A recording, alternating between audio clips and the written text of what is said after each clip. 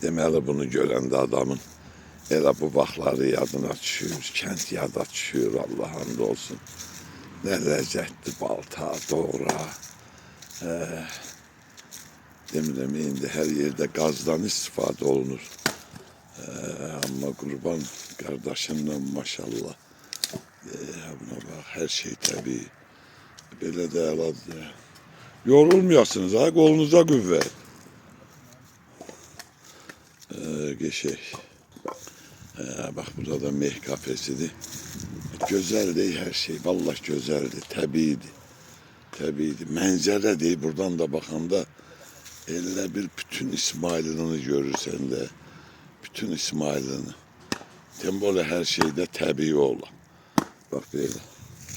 Hamıya güzel günler, güzel istirahətlər. Həmişə dediğimiz kimi eyni. Buradan seyr elə.